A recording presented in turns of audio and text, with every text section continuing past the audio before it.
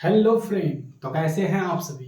मैं सौरभ सिंह आप लोगों का स्वागत करता हूं आपके अपने YouTube channel GS Sikar point पर।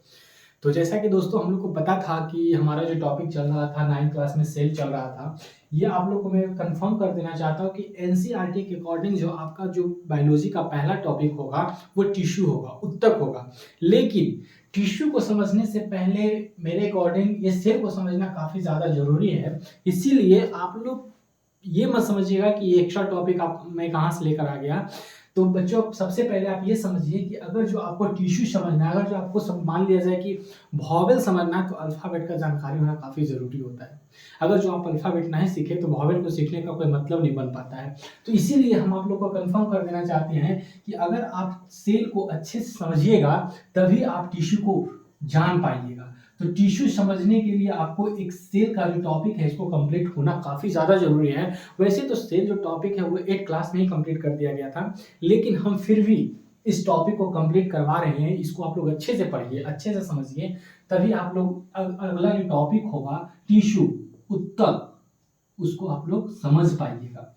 वैसे आप लोग में से बहुत सारे बच्चे ऐसे भी हैं जिसको ये टॉपिक कंप्लीट होगा तो वो लोग स्किप कर सकते हैं, इसमें कोई दिक्कत नहीं है। लेकिन फिर भी अगर वो चाहें कि एक रिवीजन के तौर पर या क्या पता इसमें कुछ नया सीखने को मिल जाए, इस तौर पर आप लोग कुछ इसको देख सकते हैं, समझ सकते हैं और चीज़ों को एक जगह कलेक्ट कर सकते हैं। तो बच्चों आइए हम लोग शुरू करते हैं बिना टाइम को गवाए हुए कि हम जिस तरह से सेल के बारे में समझे थे, इसके बारे में बहुत सारे बेसिक जानकारियाँ हम लोग प्राप्त किए थे कि जैसे सेल जो होता है एक यूनिट ऑफ लाइफ होता है, जो हर जीव, चाहे वो पादप जगत के हो, चाहे वो जंतु जगत के हो, जंतु जगत में भी हम बोले कि अगर जो सूक्ष्म जीव भी हैं, तो वो सभी जीव जो होते हैं कहीं न कहीं ये सेल से ही बने होते हैं। तो जीव अगर जो हम दुनिया में देख लें तो 2 तरह के होते हैं, जैसा कि हम आपको बताए भी थे कि अगर जो जीव का हम बात करें, ऑर्गेनिज्म का बात करें, तो ये 2 तरह के होते हैं। एक वैसे जीव जो एक कोशिका से बने होते हैं, एक कोशिका से, तो जो एक कोशिका से बने होते हैं उसको एक कोशिकीय जीव कहते हैं, यूनिसेलुलर ऑर्गेनिज्म कहते हैं। और जो होते हैं एक से अधिक कोशिका से बने होते हैं उसको हम लोग बहुकोशिकीय जीव कहते हैं, बहुकोशिकीय जीव कहते हैं। एक कोशिकीय जीव में जैसे आप लोग अमीबा का एग्जांपल ले सकते हैं, पैरामीशियम का एग्जांपल ले सकते हैं। ये सभी जो होते हैं वो सब एक कोशिकीय जीव होते हैं, मतलब एक कोशिका से बने होते हैं। तो ये सभी हमें नेक्ड आई से, जो नंगी आंखें होती हैं, उससे हम लोग को दिख नहीं पाता है। इसको देखने के लिए हमें माइक्रोस्कोप यानी सूक्ष्मदर्शी जो ऑब्जेक्ट होते हैं उसका जरूरत होता है, तभी ये एक कोशिकीय जीव हमें दिख पाते हैं। और बहुकोशिकीय जीव का बात करें तो आप लोग को जो भी जीव दिख रहा है, जो भी सजीव जीव दिख रहा है, वो बहुकोशिकीय से ही बने होते हैं, मतलब मोर देन वन सेल से बने होते हैं, मतलब एक से अधिक सेल से बने होते हैं। तो चलिए हम लोग समझते हैं। ये तो हम जीव का बात किए थे, पिछले क्लास में भी हम कर चुके थे कि जितने भी सजीव जीव होते हैं, लिविंग ऑर्गेनिज्म होते हैं, वो कहीं ना कहीं सेल से ही बने होते हैं और किसी चीज से नहीं, बल्कि सेल से ही बने होते हैं। ग्रुप ऑफ सेल को ही हम क्या कहते हैं, टिश्यू कहते हैं। तो ये टिश्यू को समझने के लिए आपको सेल को समझना काफी जरूरी होता है। बच्चों आप लोग सब लोग समझ रहे हैं कि मैं क्या बताना चाह रहा हूँ, मैं क्या कहना चाह रहा हूँ, ठीक है। तो उसी में हम देखते हैं सबसे पहला चीज क्या कि मतलब सेल का जो हम पार्ट डिवीजन किए थे, तो हम पूरे सेल को, मतलब सेल को समझने के लिए, सब मान लिया जाए कि ये सेल है, तो इस सेल को समझने के लिए हम 3 पार्ट में डिवाइड किए थे। सबसे पहले ये बाहरी पार्ट जिसको सेल मेम्ब्रेन कहते हैं, सेल मेम्ब्रेन कहते हैं। दूसरा इसके अंदर जो ये लिक्विड भरा हुआ था, जेली लाइक स्ट्रक्चर का कोई कुछ लिक्विड था जिसको हम लोग साइटोप्लाज्म कहे थे, साइटोप्लाज्म। जो साइटोप्लाज्म मतलब होता है कोशिका द्रव्य या फिर जीव द्रव्य आप बोल सकते हैं जिसको, कोशिका द्रव्य। और तीसरा जो हम लोग देखे थे न्यूक्लियस देखे थे, न्यूक्लियस जिसको हम लोग केंद्रक कहते हैं, तो केंद्रक हम देखे थे। तो अब इन सभी चीजों को समझने के लिए, हम इजी बनाने के लिए कोशिका को पूरी तरह से 3 पार्ट में डिवाइड किए थे। पहला सेल मेम्ब्रेन, दूसरा साइटोप्लाज्म और तीसरा न्यूक्लियस। अब इसी सेल मेम्ब्रेन में हमको 2 चीज पढ़ना है, एक सेल मेम्ब्रेन और दूसरा सेल वॉल। और ये साइटोप्लाज्म जो है, कोशिका द्रव्य है, इसमें बहुत सारी चीज थे, जैसा कि आप लोगों को हम पहले बताए थे, माइटोकॉन्ड्रिया, राइबोसोम, इंडोप्लाज्मिक रेटिकुलम हो गया, बहुत सारे ऐसे चीज, गोल्जी का एपार्टस हो गया, वो सभी चीज साइटोप्लाज्म में पढ़ने का है। और न्यूक्लियस में भी बहुत सारी चीजों पढ़ने का है। तो चलिए इसी सेल मेम्ब्रेन को हम आज क्या करते हैं, एक स्लाइड में कंप्लीट करते हैं। जैसा कि आप देख रहे हैं कि हम बताए थे कि सेल मेम्ब्रेन और सेल वॉल जो होता है वो सेल मेम्ब्रेन का ही भाग होता है, मतलब बाहरी जो सेल का जो बाहरी लेयर होता है वो हमको क्या करना है, सेल मेम्ब्रेन में, मतलब सेल मेम्ब्रेन, या फिर अगर जो बात करें हम प्लांट सेल का, तो प्लांट सेल में जो बाहरी आवरण होता है वो कोशिका भित्ति या सेल वॉल के नाम से जाने जाते हैं। तो चलिए बच्चों, हम लोग सबसे पहले शुरू करते हैं कि जो जंतु में जो बाहरी आवरण होता है कोशिका झिल्ली, उसके बारे में पढ़ेंगे, और पादप में जो बाहरी आवरण होता है कौन, सेल वॉल, कोशिका भित्ति, उसके बारे में पढ़ेंगे। तो चलिए शुरू करते हैं।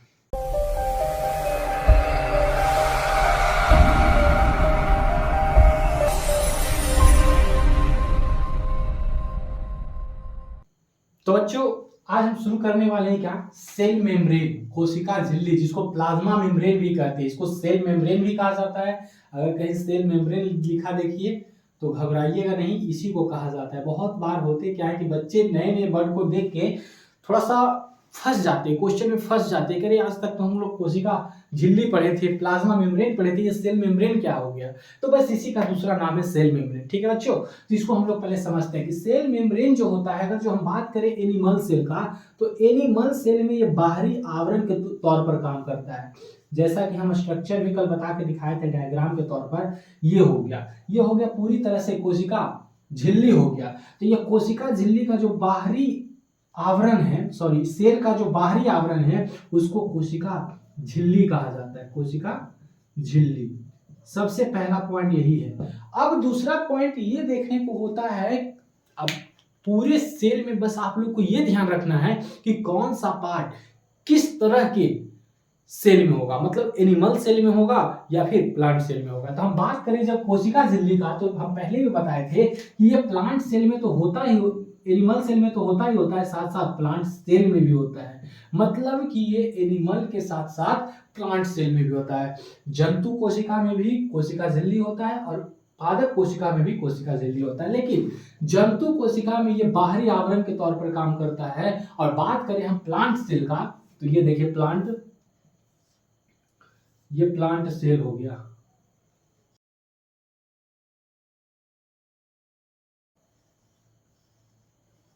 ये हो गया प्लांट सेल। तो प्लांट सेल में ये बाहरी आवरण जो है वो कोशिका भित्ति का है, जिसको हम लोग सेल वॉल कहते हैं, और अंदर का जो आवरण है यही है कोशिका झिल्ली।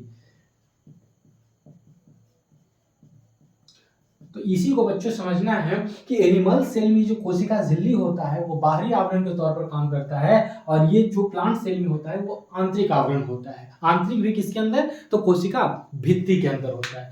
अब बात करें कि इसका जो बनावट होता है वो बना किस चीज से होता है, तो ये दो चीजों से मिलकर बना होता है, एक लिपिड होता है और एक प्रोटीन होता है। अब लिपिड कहते हैं किसको है, तो लिपिड वैसे पदार्थ को कहते हैं कि जो जल में अघुलनशील होता है, कि जो जल में डिसॉल्व नहीं हो सकता है, घुल नहीं सकता है। तो मतलब हम कह सकते हैं इसको दूसरे सेंस में कि लिपिड इक्वल टू फैट, वसा को ही हम लोग क्या कहते हैं, लिपिड कहते हैं, कि जो जल में घुलनशील नहीं होता है। तो ये जो कोशिका झिल्ली बना होता है वो दो चीजों से मिलकर बना होता है, एक प्रोटीन और दूसरा लिपिड। प्रोटीन का मतलब तो समझ रहे हैं, लिपिड का मतलब बस आप इतना समझिए, ये वसा होता है, फैट होता है। लेकिन ये जो बना होता है, इसका जो परत होता है, उस परत में 3 तरह के परत बने होते हैं। अब वो कैसे होते हैं, सपोज दैट मान लिया जाए कि ये झिल्ली है, ये कोशिका झिल्ली है, इसमें 3 परत बने होंगे। सबसे ऊपर प्रोटीन होगा, सबसे नीचे प्रोटीन होगा, लेकिन बीच में लिपिड होता है। मतलब 3 लेयर का, मान लिया जाए कि ये 3 लेयर का क्या है, पूरे के पूरे कोशिका झिल्ली है। तो ऊपर हो गया प्रोटीन, नीचे प्रोटीन, और बीच में जो है वो लिपिड का बना होता है। क्लियर है बच्चों? तो हम क्या समझे कि ये एनिमल सेल में होता है, प्लांट सेल में होता है, ये लिपिड और प्रोटीन का बना होता है। ठीक है, अब आगे का हम बात करते हैं कि ये क्या होता है, लिविंग होता है, मतलब जीवित होता है। जब बात करेंगे हम कोशिका झिल्ली का, तो ये जीवित होता है। ये जो एक कोशिका का जो पार्ट है वो जीवित पार्ट है। लेकिन जब हम बात करेंगे कोशिका भित्ति का, तो ये मरा हुआ भाग होता है। ठीक है।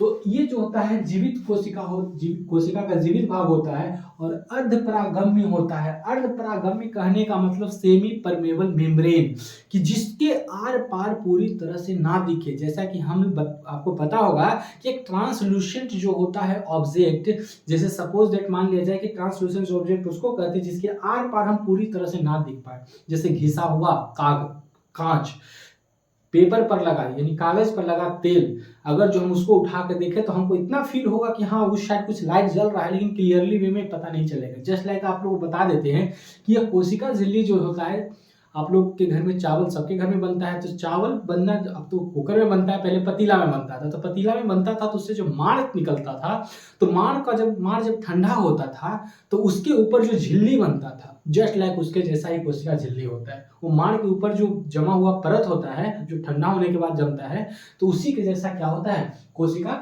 झिल्ली होता है। मतलब इसको कह सकते हैं अर्धपरागम्य, जिसके आर पार आधा आधा दिखे, पूरी तरह से ना दिखे, ना तो पूरी तरह से दिख पाए और ना ही पूरी तरह से छिप पाए, आधा दिखे और आधा छिप जाए, उसी को हम लोग बोलते हैं अर्धपरागम्य। तो कोशिका झिल्ली अर्धपरागम्य होता है। ये इसका बनावट कैसा होता है, तो ये बनावट, ये पतला बनावट होता है, इसका पतला झिल्ली रहता है, मुलायम होता है और लचीला होता है, मतलब फ्लेक्सिबल होता है। इसको हम लोग चयनात्मक परागम्य झिल्ली कहते हैं। अब ये चयनात्मक, अगर जो कोशिका झिल्ली पढ़ रहे हैं तो ये सबसे पहली बात आपको दो चीज याद रखना पड़ेगा कि ये बना किससे होता है और इसको कहते क्या है। तो बना होता है लिपिड प्रोटीन से और कहते हैं चयनात्मक परागम्य झिल्ली। अब ये चयनात्मक परागम्य झिल्ली क्या होता है, अब आप लोग समझिएगा बच्चों। चयनात्मक परागम्य झिल्ली, सपोज दैट कि हमारा बॉडी है तो ये सेल से बना हुआ है और सेल का ऊपरी भाग सेल मेम्ब्रेन होता है। लेकिन इस सेल मेम्ब्रेन जो होता है ऊपरी भाग, तो बाहरी हर कंडीशन को फेस सबसे पहले ये सेल मेम्ब्रेन ही करता है। अगर जो बाहरी कुछ भी आघात होता है या फिर कुछ भी फायदा होता है तो सबसे पहले इसी सेल मेम्ब्रेन पे होता है। अब बात किया जाए कि ये सेल मेम्ब्रेन आखिर चयन कैसे करता है, तो चयन करने का सबसे बड़ा कंडीशन ये होता है कि इसको एक तरह का सिक्योरिटी गार्ड कहा जाता है। कि अगर जो आप घर में अपार्टमेंट में हैं और कोई अनजान व्यक्ति आ रहा है, तो वो अनजान व्यक्ति क्या इस अपार्टमेंट या इस घर में अपार्टमेंट में रहने वाले लोगों के लिए सही है कि गलत है, वो चयन करता है, सिक्योरिटी गार्ड करता है कि अगर जो ये सही है, ये किसी तरह का नुकसान नहीं पहुंचाएगा तो इसको एंट्री हम देते हैं। अगर जो ये किसी तरह का नुकसान पहुंचाएगा तो इसको हम एंट्री ना देकर इसको बाहर ही रहने देते हैं। तो जस्ट लाइक एक सिक्योरिटी गार्ड का जैसा काम ये करता है कि हमारे शरीर के लिए क्या फायदेमंद है, अगर जो हमारे शरीर पर आ गया है तो उसको अंदर खींच लेना है, और अगर जो हमारे लिए नुकसान है तो उसको बाहर ही रहने देना है। तो ये चयन करता है, सेलेक्टिव करता है, सेलेक्ट करता है कि किस क्या फायदेमंद है और क्या नुकसानदायक है। क्लियर है। अब दूसरा चीज इसमें हम देखेंगे क्या कि ये सिलेक्ट तो करता है कि बाहर की चीजों को क्या अंदर आने देना है और क्या रोकना है। दूसरा चीज कि अगर जो कोशिका के अंदर कुछ खराब चीज हो गया तो उसको भी निकालने का काम यही करता है। मतलब ये भी चयन करता है, कोशिका के अंदर वाली चीज को भी चयन करता है कि क्या कोशिका के लिए फायदेमंद है तो इसको अंदर रहने देते हैं, और अगर जो नुकसान है तो इसको बाहर कर देते हैं। तो कितना ज्यादा इंपॉर्टेंट है ये कोशिका झिल्ली का, समझ सकते हैं आप लोग कि कोशिका झिल्ली आप लोग पढ़े जरूर होंगे, लेकिन ये इसको चयनात्मक परागम्य झिल्ली, सेलेक्टिव परमेबल मेम्ब्रेन क्यों कहा जाता है वो आप लोग अच्छे से समझ गए होंगे बच्चों। अब अगला देखते हैं क्या कि ये दोहरी झिल्ली होता है, मतलब कि ये जो झिल्ली होता है ना, इस पे दोहरी परत बना होता है, सिंगल परत नहीं। ये भी याद करने वाला चीज है, अगर जो आप लोग इसको स्किप कीजिएगा तो फिर दिक्कत हो जाएगा बच्चों। तो इसलिए आप लोग समझिए इसको कि ये क्या होता है कि दोहरी झिल्ली का बना होता है, दोहरी झिल्ली। ठीक है।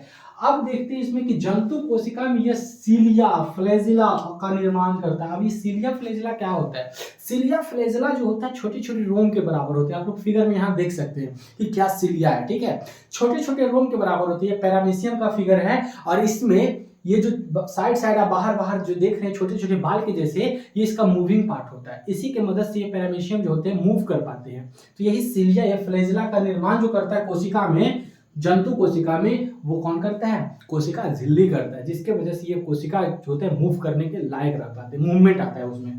क्लियर है। तो हम लोग देख लिए कोशिका झिल्ली को अच्छे से देख लिए। अब आप लोग को अगर जो फिगर देखना है कि कोशिका झिल्ली कैसा होता है तो आप लोग ये फिगर को देख सकते हैं। क्लियर है। अब चलिए बच्चों, अब हम लोग शुरू करते हैं क्या, दूसरा सेकेंड पार्ट शुरू करते हैं। ये सेल मेम्ब्रेन का ही सेकेंड पार्ट शुरू करते हैं। कोशिका भित्ति, जो सेल वॉल के नाम से जाना जाता है। सेल वॉल जो होता है ओनली प्लांट में होता है। क्लियर है। जैसा कि हम लोग इसके पहले के लेक्चर में बताए भी थे कि सेल वॉल जो होता है वो एक कठोर तत्व होता है। कठोर पदार्थ होता है, सेल के लिए ये कठोरता का काम करता है, ये हार्डनेस देता है। सेल के प्लांट के जो सेल होते हैं उसमें हार्डनेस देता है कौन? ये सेल वॉल देता है। ये बना जो होता है बच्चों, ये सेलुलोज का बना होता है। सेलुलोज एक तरह का पॉलीसेकेराइड कार्बोहाइड्रेट होता है। क्लियर है? ये कैसा कार्बोहाइड्रेट? कार्बोहाइड्रेट का 3 फॉर्म होता है, जब हम पोषण पढ़ाएंगे उसमें हम बताएंगे।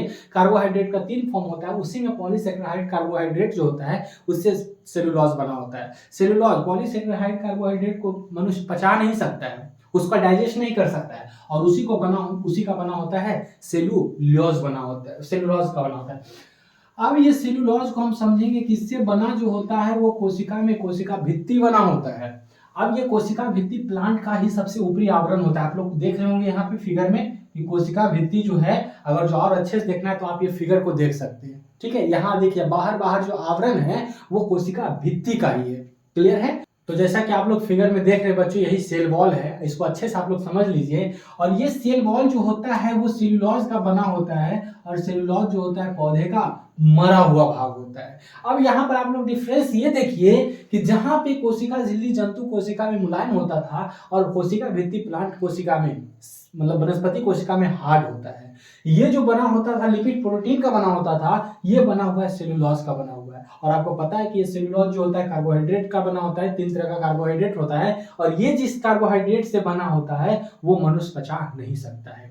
अगला बात, ये जो होता है अर्ध परागम्य होता है, मतलब इसके आर पार कुछ नहीं दिख, मतलब हल्का हल्का दिख सकता है। और ये होता है जो पूरी तरह से परागम्य होता है, इसमें पूरी तरह से आर पार देख सकते हैं। क्लियर है? इसमें जो होता है फिक्स शेप देता है, फिक्स शेप ऐसे भी देता है, लेकिन इसमें आप लोग ज्यादा फिक्स्ड शेप देखिए, क्योंकि इसमें हार्डनेस होता है। हार्डनेस अगर जो होगा तो इसमें फिक्स शेप जरूर होगा। अब हम लोग देखते हैं, तो देखिए आप लोग जैसे ही टॉपिक को पढ़िएगा तो स्टार्टिंग से ही कंपेयर करना शुरू कीजिएगा। ऐसा नहीं कि पूरे टॉपिक खत्म हो जाए उसके बाद हम कंपेयर करें कि क्या प्लांट सेल में था, क्या एनिमल सेल में था। वैसा कभी मत कीजिएगा बच्चों, शुरू से ही आप लोग कंपेयर करने का कोशिश कीजिएगा। और जैसा कि इसके पहले वाले लेक्चर था वो लोग आप लोग अच्छे से देखिए, उसमें आपका बेसिक जो होता है पूरी तरह से कंप्लीट हो जाएगा कि क्या प्लांट सेल में है और क्या एनिमल सेल में है अलग, और क्या दोनों में एक समान है। क्लियर है? अब देखते हैं क्या कि ये जो होता है फिक्स शेप देता है, क्योंकि ये जो होता है कठोरता देता है, प्लांट में जो है कठोरता देता है, कोशिका को सुरक्षा और सहारा देता है। कोशिका जो होता है, कोशिका झिल्ली आप यहाँ पर लिख सकते हैं या फिर कोशिका भी लिख सकते हैं, क्योंकि ये जो सेल वॉल होता है प्लांट सेल में, सेल वॉल जो होता है ये पूरी तरह से कोशिका को सुरक्षा प्रदान करता है। ये इतना हार्ड होता है ना कि अंदर वाले जो भी कोशिकांग होते हैं उसको किसी भी तरह का प्रभाव ये होने नहीं देता है। अगला चीज देखते हैं क्या कि कोशिका झिल्ली की रक्षा करता है। अभी तो बताए थे ये सुरक्षा भी कोशिका का भी करता है और कोशिका झिल्ली का भी करता है। अब इसके बाद क्या होता है भाई कि अब देखिए पेड़ पौधे को तो धूप में रहना है, धूप तो बहुत हैवी भी होता है, बहुत कड़ा भी होता है। और अगर जो मनुष्य जो है वो तो गर्मी लग रहा है तो एसी में चला जाएगा, पंखा में चला जाएगा, लेकिन ये पेड़ जो है वो कहाँ जाएंगे? वो तो जहाँ है वहीं रहेंगे। और अगर जो ये सेल वॉल नहीं रहेगा तो इसके कोशिका के अंदर जितनी भी कोशिकांग या जीव द्रव हैं सब सूरज भगवान जो है वो लेके अपने पास रख लेंगे। तो पेड़ के पास बचेगा क्या? और जब पेड़ ही ना बचेगा तो फिर हम लोग पढ़ेंगे क्या, हम लोग सीखेंगे क्या? तो मतलब हम लोग को पढ़ने सीखने के लिए ये पेड़ का होना बहुत जरूरी है। अब आप लोग समझ रहे हैं ना? अब इसको जरूरी है, इसको जरूरत जैसा आप लोग पढ़िए भी।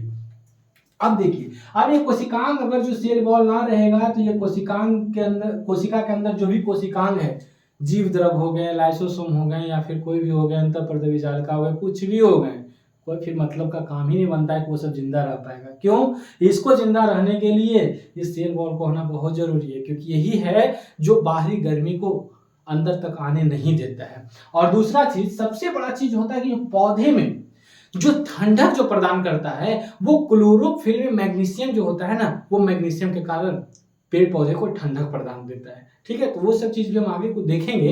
ऐसा नहीं कि यहीं पर खत्म होने वाला है, ये लेक्चर भी बहुत लंबा चलने वाला है, तो हर चीज को हम एक एक करके सीखेंगे। तो आप लोग बच्चों आप बताइए कि कोशिका झिल्ली में या फिर कोशिका भित्ति में किसी तरह का दिक्कत है, आप लोग कमेंट बॉक्स में जरूर आप लोग शेयर कीजिएगा उस बात, अपने कठिनाई को, अपने दिक्कत को जरूर शेयर कीजिएगा। और चलिए अब अगले स्लाइड में हम लोग आगे लेक्चर को पढ़ाते हैं। तो बच्चों अब हम इस स्लाइड में देखेंगे कि जो कोशिकांग है, पहले हम कोशिका के पहले पार्ट को देखे थे जिसमें हम लोग कोशिका झिल्ली को देखें, कोशिका भित्ति को देखें। अब इसके बाद अब कोशिका का कोशिकांग का पार्ट जो होता है वो शुरू होता है। जो कोशिका द्रव में जो मौजूद होते हैं कोशिका के पार्ट, उस पार्ट को हम लोग सबसे पहले पढ़ेंगे। तो सबसे पहला पार्ट है सूत्रकणिका, माइटोकॉन्ड्रिया।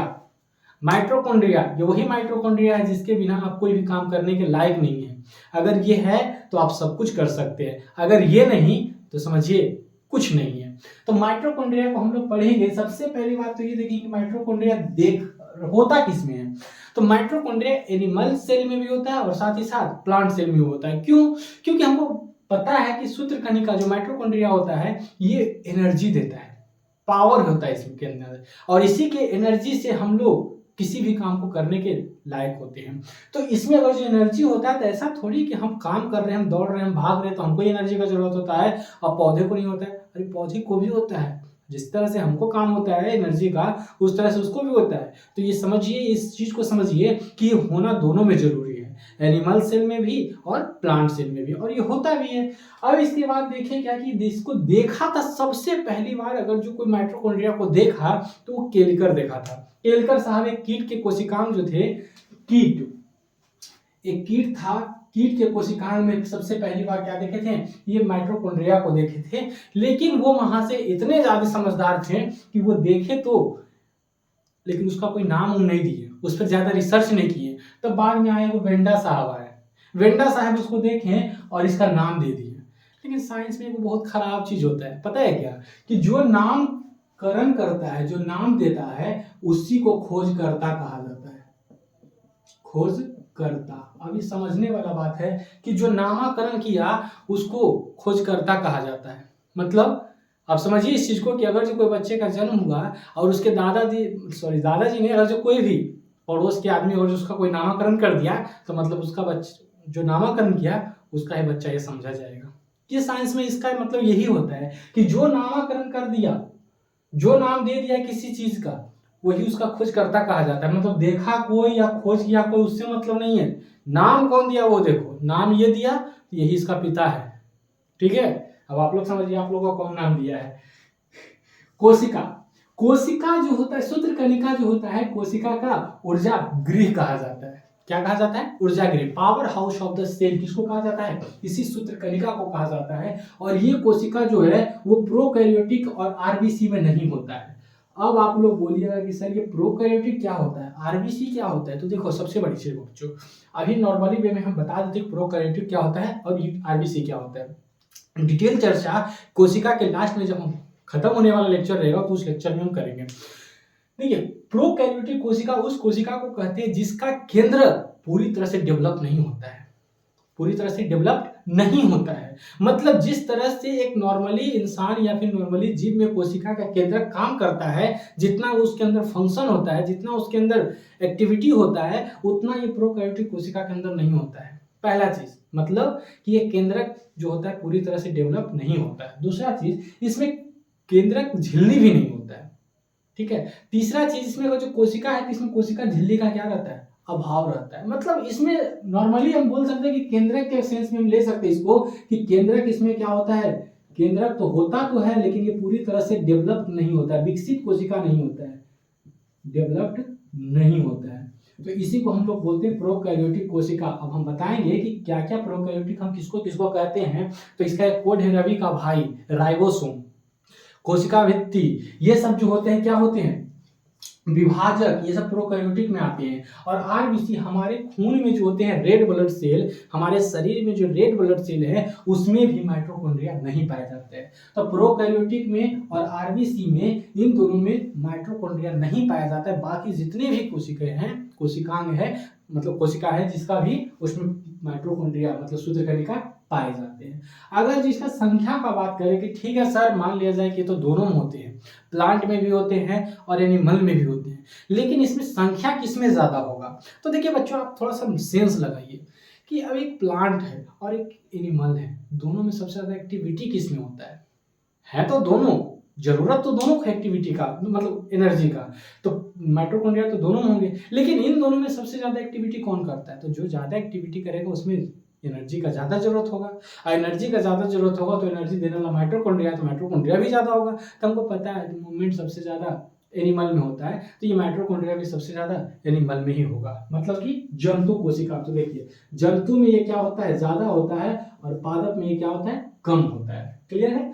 अब ये भी जो होता है वो दोहरी झिल्ली से बना होता है। मान लिया जाए कि ये क्या है, ये माइटोकॉन्ड्रिया है, तो इसका दोहरी झिल्ली देखिए हम बना दिए हैं। ये बाहरी झिल्ली होता है, बाहरी झिल्ली, और ये जो होता है आंतरिक झिल्ली होता है, आंतरिक झिल्ली, आंतरिक झिल्ली। क्लियर है। ये बाहरी झिल्ली और आंतरिक झिल्ली, दो झिल्ली से मिलकर बना होता है माइटोकॉन्ड्रिया, आंतरिक झिल्ली और बाहरी झिल्ली।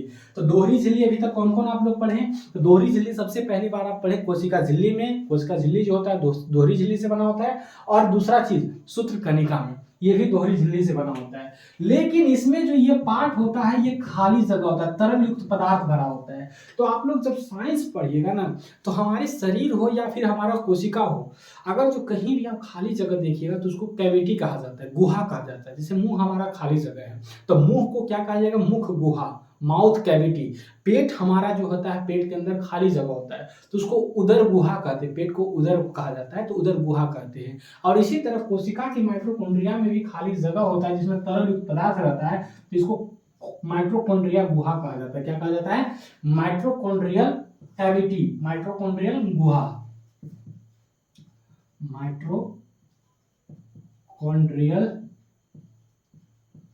गुहा, गुहा को कैविटी कहते हैं, ये कहा जाता है। ठीक है। अब इसी में एक लंबे लंबे बनावट होते हैं जो निकले होते हैं, इसी गुहा में निकला होता है, इसी को हम लोग बोलते हैं क्या? इसको हम लोग क्रिस्टी कहा जाता है। इसको क्या कहा जाता है?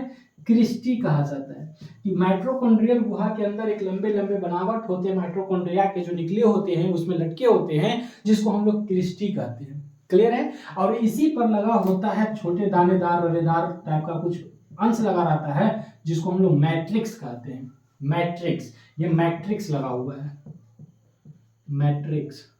अगर जो आपको और अच्छे से जो फिगर को देखना है तो आप लोग देख सकते हैं, यही माइटोकॉन्ड्रिया है और इसी पर आप लोग को क्या है?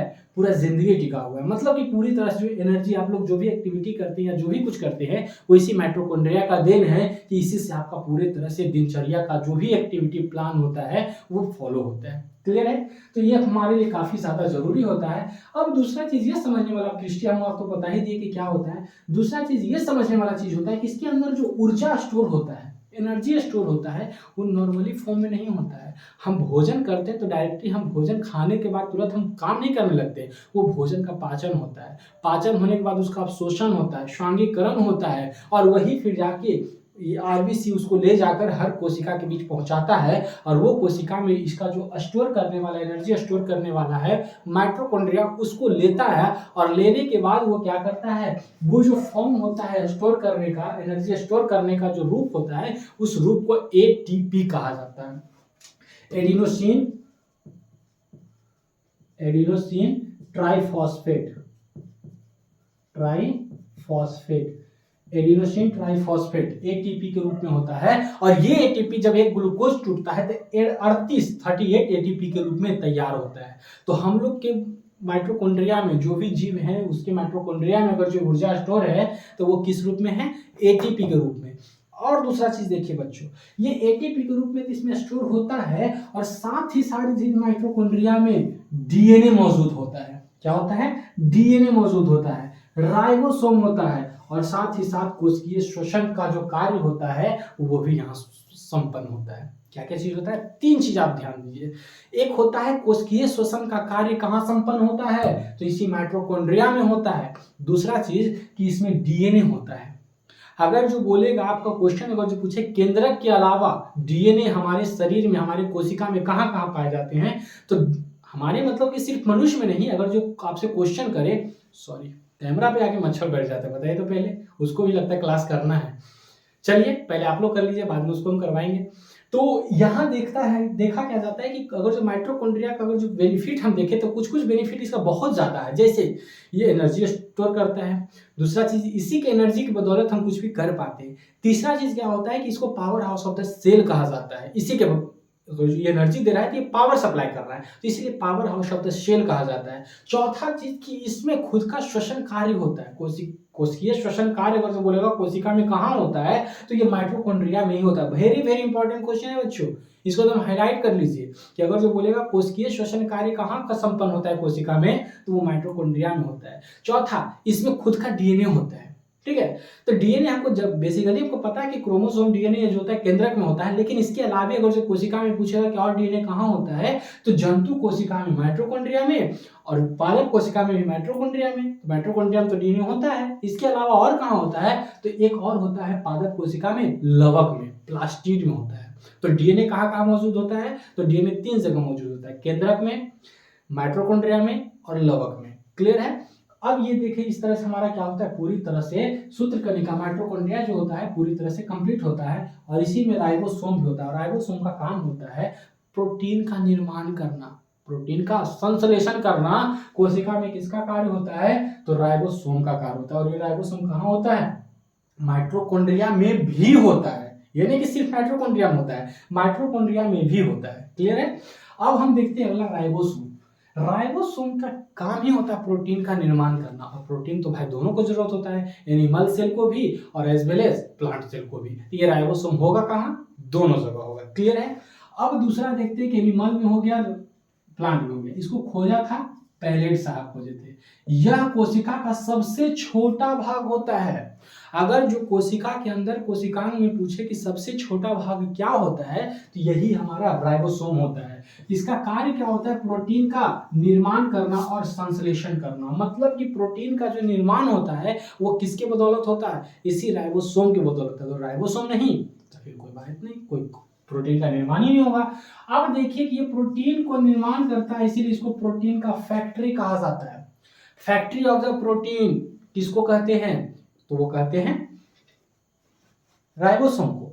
अब देखो कि ये इंडोप्लाज्मिक रेटिकुलम मतलब ईआर मतलब इंडोप्लाज्मिक रेटिकुलम अंतःप्रदवी जालिका की झिल्लियों की सतह से सटा होता है। कि अगर जो मान लिया जाए कि ये अंतःप्रदवी जालिका है तो इसके झिल्ली पर ही क्या लगा होता है, राइबोसोम लगा होता है। जब हम आपको पढ़ाएंगे अंतःप्रदवी जालिका तब वहां बताएंगे कि अंतःप्रदवी जालिका जो होता है वो दो तरह के होते हैं। एक रफ होता है, रफ इंडोप्लाज्मिक रेटिकुलम, और दूसरा जो होता है स्मूथ इंडोप्लाज्मिक रेटिकुलम। तो जो रफ होता है उस पर प्रोटीन लगा होता है और जो स्मूथ होता है उस पर फैट लगा होता है, चिकना वसा कोलेस्ट्रॉल लगा होता है। क्लियर है।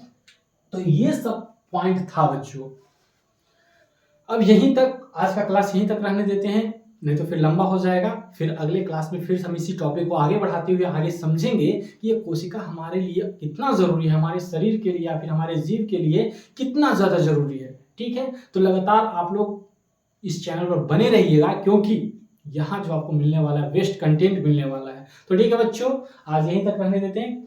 आप लोग को क्लास कैसा लगा कमेंट बॉक्स में जरूर बताइएगा। अगर जो किसी तरह का दिक्कत है, किसी तरह का परेशानी है, तो अपनी परेशानी को भी शेयर कीजिएगा। और अगर आप लोग को वीडियो अच्छा लगा हो तो एक लाइक, एक कमेंट और एक शेयर तो बनता है। और आप लोग में से कोई भी चैनल को सब्सक्राइब नहीं किए हैं तो चैनल को जरूर सब्सक्राइब कर दें। थैंक यू बच्चों।